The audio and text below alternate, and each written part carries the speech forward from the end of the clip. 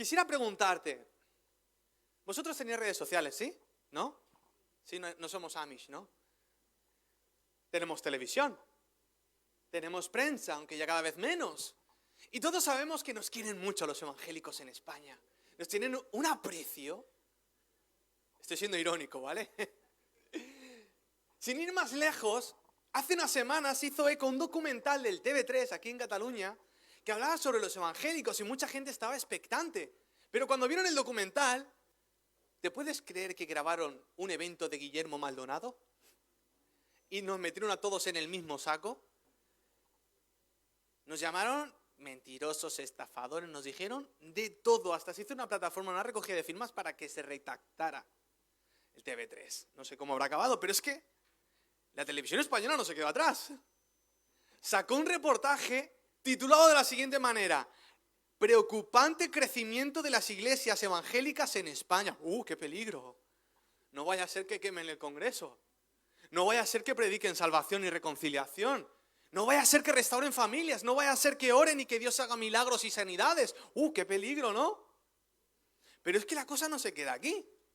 Lo último que he visto es que un diputado en Madrid, en la Asamblea de Madrid, estaba pidiendo prohibir predicar en el metro. Y calificando a los evangélicos de mentirosos, de estafadores, de engañadores, que si éramos una secta. Este hombre se ha olvidado de que el protestantismo hay muchas ramas, muchas denominaciones. Haría falta hacerle un par de clases de sociología, ¿no?, y de historia. Pero vamos a lo siguiente. Los medios nos tienen un poquito en la mira, y no lo digo desde el victimismo, lo digo porque esto va a ir de mal en peor.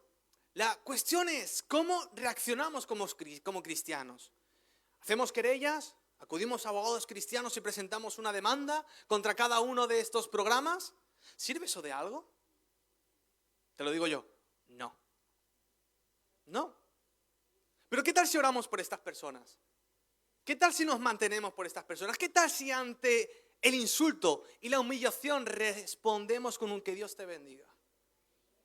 ¿Cómo cambiaría la cosa, no? ¿Cómo sería de diferente? Por eso, teniendo este tema de actualidad en mente y presente, quiero hablarte de alguien que fue acosado por un hater, que no eran insultos de forma anónima, era alguien que no solamente insultaba, era alguien que le estaba tirando piedras en su momento más débil. Así que si tienes la Biblia, ábrela o enciéndela, como mejor te vaya. Y acompáñame a 2 de Samuel, capítulo 16, versículos del 1 al 8. Espero que por esto no me metan una querella. Yo creo que no, ¿no? ¿No hay algún abogado por aquí? Si tienes el versículo abierto, 2 de Samuel, capítulo 16, me respondes con un fuerte amén. Amén. ¿Sí lo tenemos? Leemos la palabra en el nombre del Padre, del Hijo y del Espíritu Santo. Dice así: cuando David pasó un poco más allá de la cumbre del monte, he aquí Siba, el criado de Mefiboset, que salía a recibirle con un par de asnos enalbardados, y sobre ellos 200 panes, 100 racimos de pasas, 100 panes de higos secos y un cuero de vino. Y dijo el rey a Siba: ¿qué es esto? Y Siba respondió: los asnos son para que monte la familia del rey, los panes y las pasas para que la coman los criados, y el vino para que beban los que se cansen en el desierto. Y dijo el rey: ¿y dónde está el hijo de tu señor? Y Siba respondió al rey: he aquí se ha quedado en Jerusalén, porque ha dicho: hoy me devolverá a la casa de Israel el reino de mi padre. Entonces el rey dijo a Siba: he aquí, sea tuyo todo lo que tiene Mefiboset. Y respondió Siba inclinándose: rey, señor mío, hallé yo gracia delante de ti. Y vino el rey David hasta Bahurim, y aquí salía uno de la familia de la casa de Saúl, el cual se llamaba Simeí, hijo de Gera, y salía maldiciendo y arrojando piedras contra David, y contra todos los siervos del rey David, y todo el pueblo, y todos los hombres valientes estaban a su derecha y a su izquierda. Y decía Simeí maldiciéndole: fuera, fuera, hombre sanguinario y perverso, Jehová te ha dado el pago de toda la sangre de la casa de Saúl, el lugar del cual tú has reinado, y Jehová ha entregado el reino en la mano de tu hijo Absalón. Y hete aquí sorprendido en tu maldad, porque eres un hombre sanguinario. Presentamos el mensaje. Gracias, Señor, te damos por tu palabra. Gracias te damos porque a pesar de toda la enemistad y todo lo que se puede decir en contra de tu iglesia, tu palabra sigue firme. Tú lo prometiste una vez que las puertas del Hades no prevalecerán contra tu iglesia. Y lo hemos podido ver a través de estos 2000 años que tiene. Señor, te pedimos que nos sigas protegiendo, que bendigas este mensaje y como siempre te decimos, Espíritu Santo, rompe y destroza lo que moleste, lo que obstruya, arregla lo que tengas que arreglar y edifica todo aquello que consideres necesario en nuestro ser. Te entregamos este mensaje y que sea tu palabra predicada en el nombre de Jesús. Amén y amén. Vamos a ponernos un poquito en contexto, porque aquí dice, bueno, viene un tal Siba, le trae aquí un par de asnos, viene otro arrojando piedras, pero ¿a qué viene todo esto? Verás, el rey David era un hombre de guerra. Probablemente en esas batallas le habrían clavado alguna flecha, alguna herida, algún hachazo, algún espadazo, había visto morir hombres, había hecho morir otros, pero en este mismo instante estaba en su momento más vulnerable, más débil. Su propio hijo, Absalón, había organizado todo un golpe de estado para asesinar a su propio padre, el rey David, y quedarse con el reino. Porque una cosa era luchar contra soldados de otras naciones, luchar contra otros generales, otros guerreros, pero otra cosa muy diferente es que el mismo niño que tú viste crecer, tú viste nacer, tú le enseñaste a hablar, tú le enseñaste a caminar, aquel niño que recuerdas y que ahora mismo vería fotos en tu móvil, en esa época no, porque es complicado, pero a ese niño lo criaste, lo tuviste en tus manos cuando era un bebé y ahora ese mismo bebé, tu propio hijo, quiere matarte. ¿Cómo estarías? ¿Cómo estaría tu corazón? ¿Cómo afrontarías esa traición? Yo creo que una persona psicológicamente normal estaría destrozada. Tu propio hijo quiere arrancarte la vida, quiere quitártelo todo. A quien se lo has dado absolutamente todo. Pero en medio de esta odisea, en medio de este problema, vemos a tres personajes. Tres personajes que nos muestran tres facetas diferentes, tres problemas que muchas veces vienen cuando estamos en nuestro peor momento, porque la vida viene y va, sube y baja. Hay momentos buenos, momentos malos. Hay valles, hay sombras, hay montañas, hay de todo. La vida es cíclica. Y como muchos sabemos, los problemas no vienen de uno en uno, vienen acompañados, vienen en packs, como si fueran ofertas. Y vemos el primer personaje, Siba. Aparentemente Siba viene a socorrer al rey, ¿verdad? Viene con 2 asnos, viene con 200 panes, que madre mía, seguro que eran españoles la mitad de los soldados.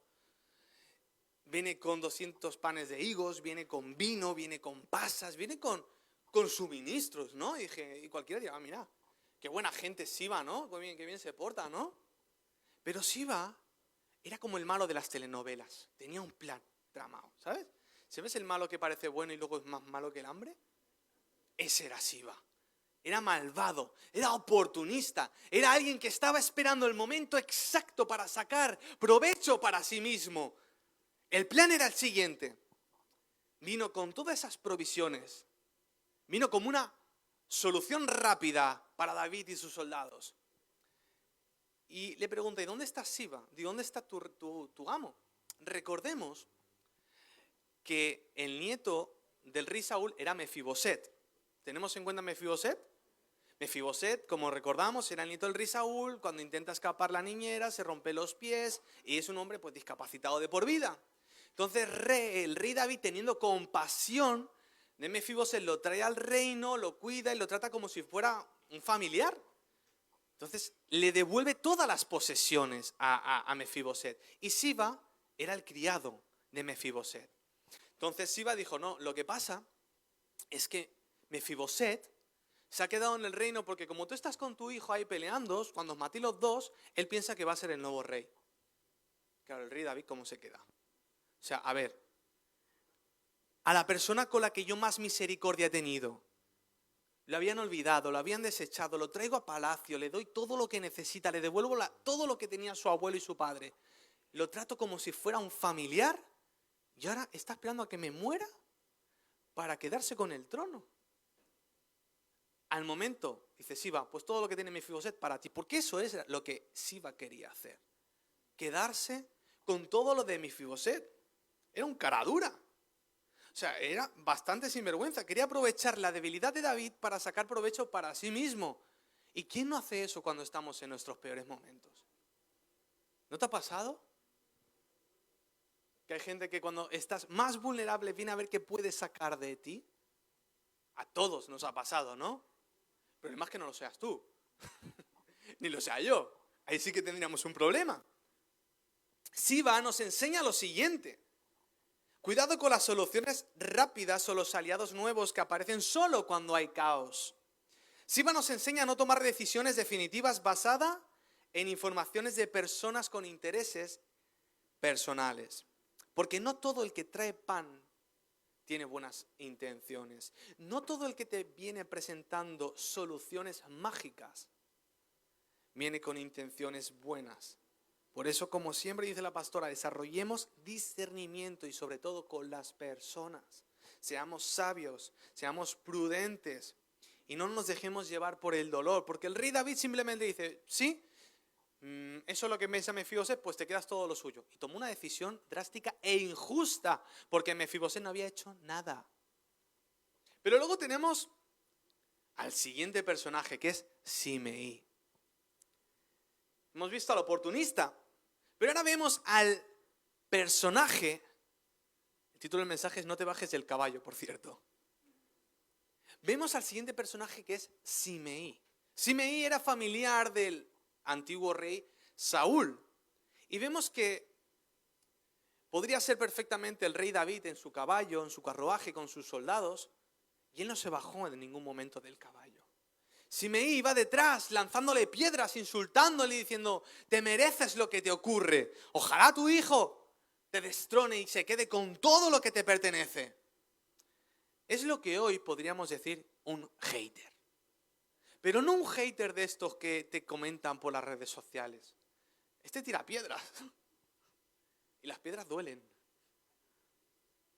Este no se hubiera atrevido en su momento de mayor fuerza, de mayor ánimo de atacar al rey, porque sabía lo que le estaba esperando. Si Simei en ese momento atacaba es porque tenía la certeza de que Absalón acabaría con el rey y sería el nuevo rey. Y quería aprovechar esa situación, porque las situaciones extremas revelan lo que hay en el corazón. Pero vemos que David se mantuvo, no se bajó del caballo. ¿Pero qué dice la Biblia de los haters? La Biblia no pone nada de lo que es un hater, ¿vale? Pero usa sinónimos. Podríamos decir que un hater es necio. Proverbios 10:18 dice que propaga calumnia es necio. Podremos decir que es mentiroso y tóxico. Romanos 3:13 dice, sepulcro abierto es su garganta, con lengua engañan, veneno de áspides hay debajo de sus labios. Podemos decir que también se alegran del mal ajeno. Salmo 35:15, pero ellos se alegraron de mi adversidad y se juntaron y me despedazaban sin descanso. Entonces, podemos preguntarnos, ¿cómo podemos saber si hemos sido haters? Quizás te pregunte, ¿cómo puede saber este chaval que es un hater? Pues porque yo en alguna vez lo he sido. Y antes de que te alarmes, déjame decirte, tú también. Y no lo digo yo, lo dice la Biblia. Santiago 3:3 dice, porque todos ofendemos muchas veces. Si alguno no ofende en palabra, este es varón perfecto, capaz también de refrenar todo su cuerpo. Mira qué curioso, dice que todos ofendemos. Y no una vez. Aquí lo recalca Santiago, muchas veces. Dice, si alguno no ofende, es porque es perfecto. ¿Hay alguien perfecto aquí en esta sala? Manifiéstese, ¿no? Como un médico. Médicos tenemos, en esta sala, ahora mismo no, pero hay médicos, que lo sepáis, y más de uno. Pero nadie es perfecto. La palabra nos dice, hasta que no seáis perfectos, que nadie lo es, ofenderéis. Habéis ofendido y seguiremos ofendiendo, y me incluyo. Y no una vez, muchas, es que somos más bocazas. Todos alguna vez hemos ofendido. La diferencia es que Simei esperó un momento de debilidad para acabar y hacer leña de ese árbol caído llamado el rey David. Dijo, esta es la mía. Pero como cristianos, ¿cuál tendría que ser nuestra respuesta?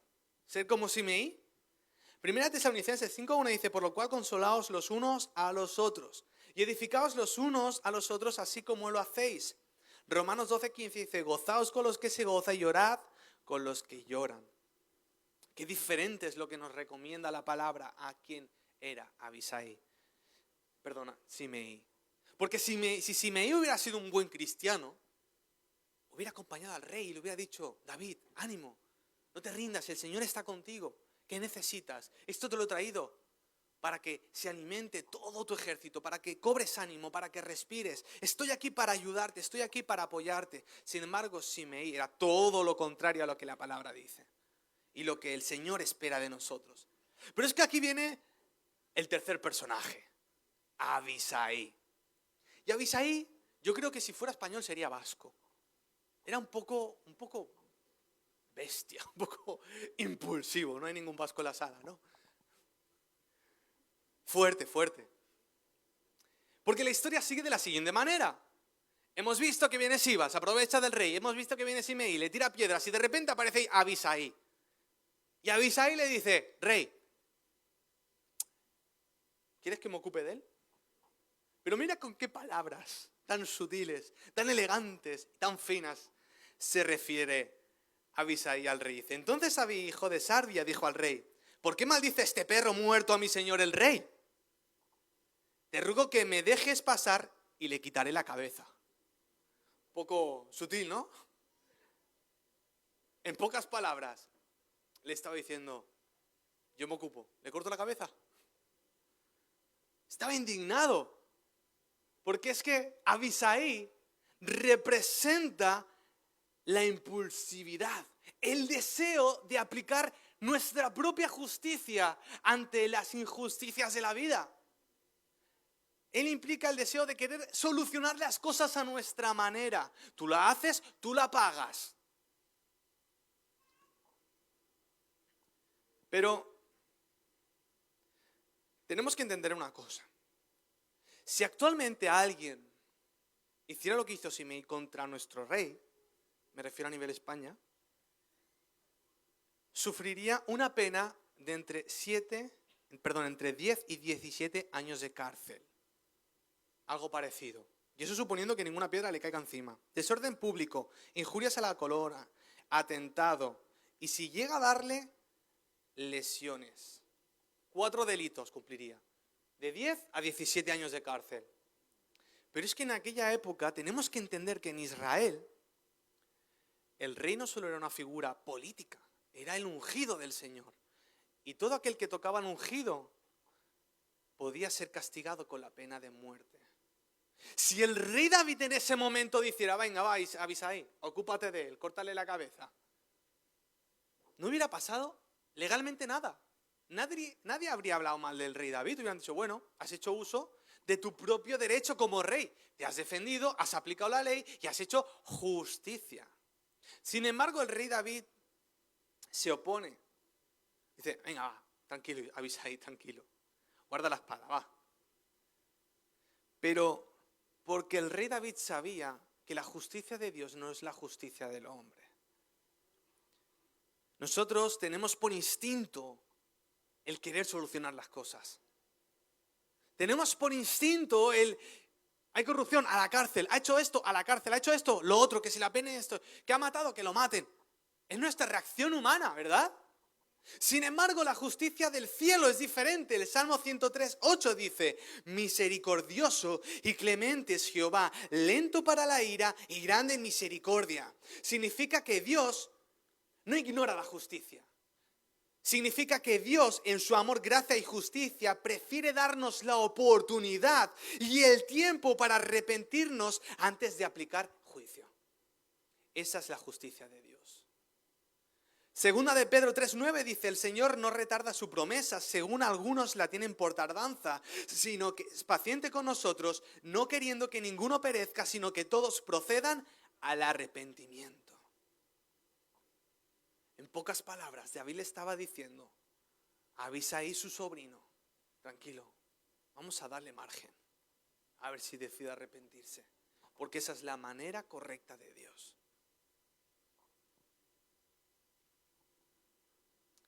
Por eso aprendamos a establecer esa misma justicia, porque David podía matar en más de una ocasión a Saúl. ¿Os acordáis de Saúl? Saúl iba con todo a por David. ¿Y todo por qué? Porque le tenía envidia.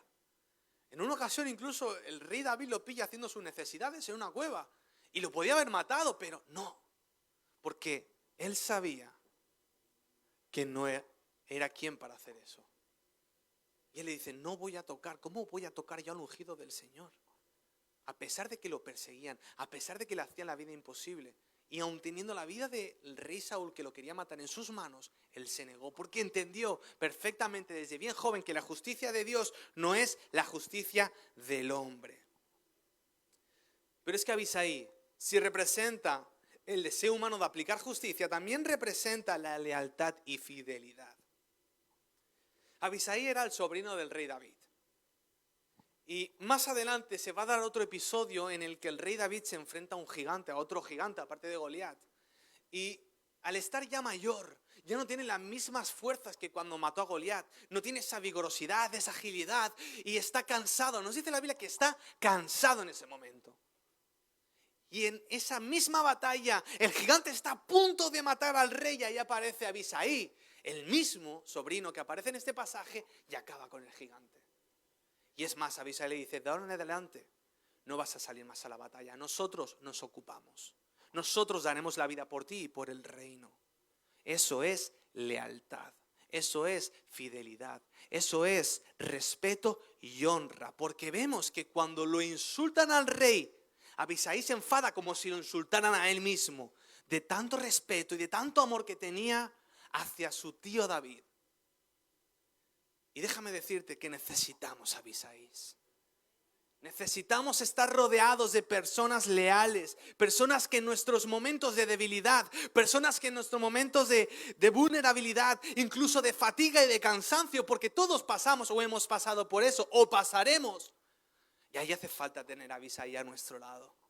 Alguien que nos diga, si tú no puedes, yo voy contigo. Si tú te sientes cansado, yo te acompaño. ¿Qué necesitas? Oro por ti, te acompaño, llámame, aquí estoy, lo que necesites. Necesitamos Abisaís en nuestras vidas. Pero al mismo tiempo tú necesitas ser Abisaís para otros. De eso se trata la vida cristiana. De eso se trata el evangelio, no solo de salvar a la humanidad, sino de cuidarnos a nosotros mismos.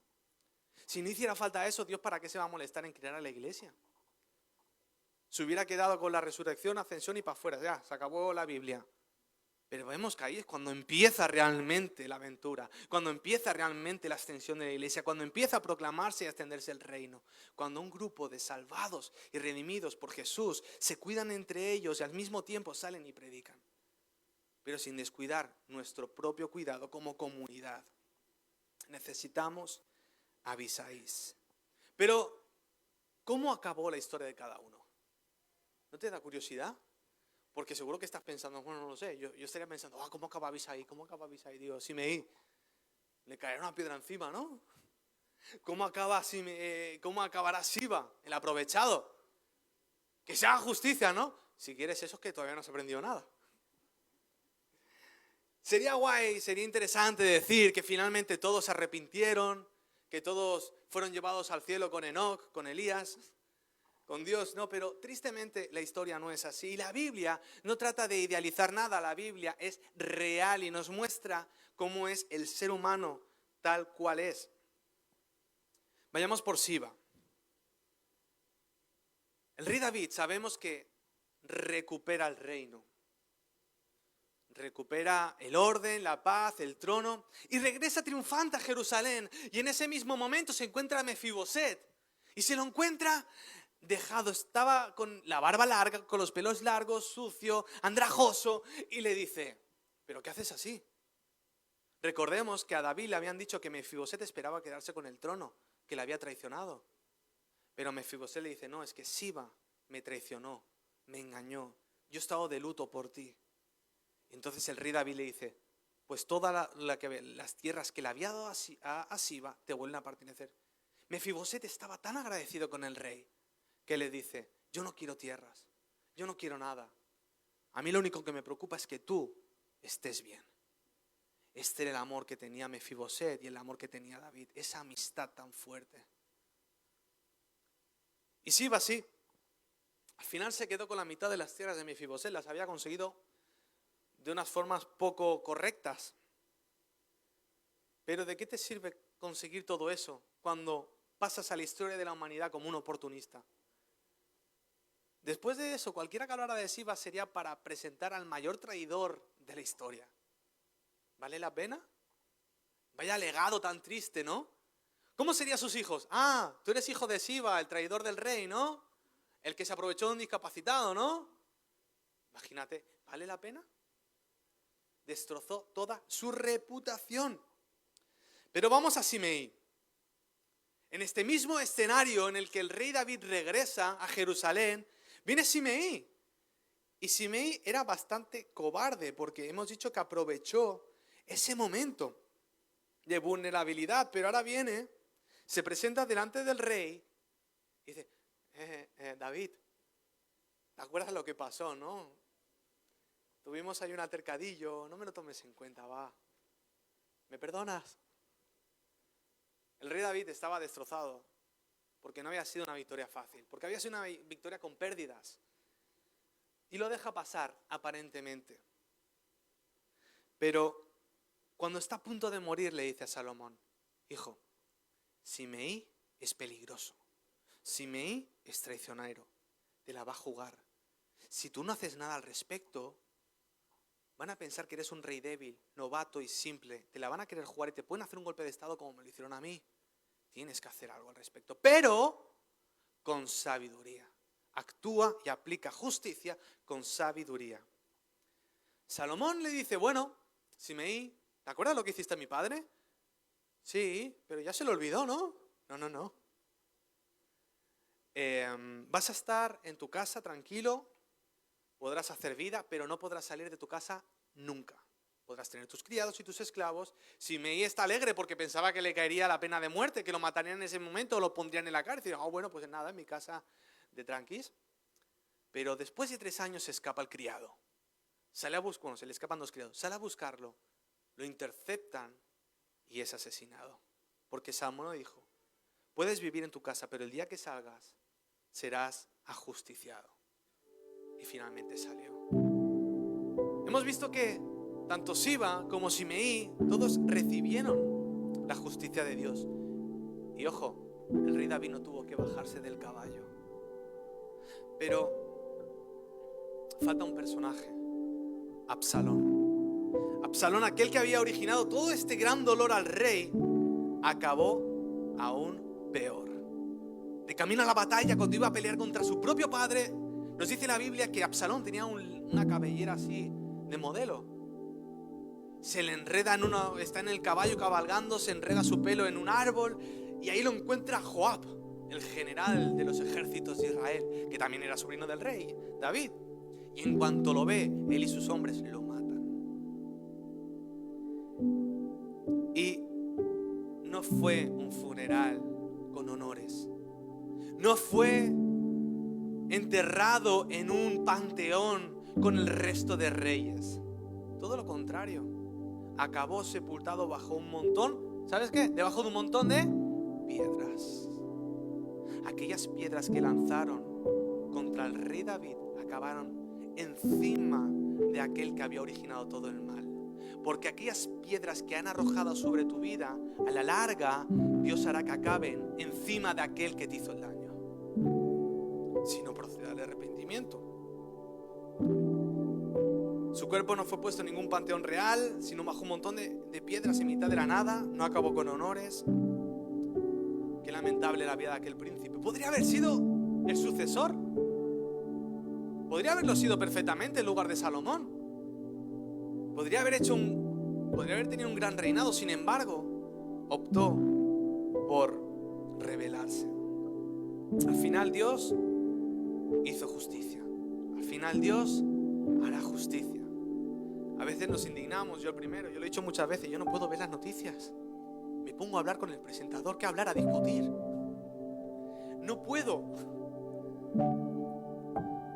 Porque todavía nos falta desarrollar en nosotros la justicia de Dios. Pero es que lo peor es que muchas veces somos nosotros los que recibimos esas piedras, los que recibimos esos insultos, esas calumnias. Pero como hemos visto, al final Dios pone cada piedra en su lugar.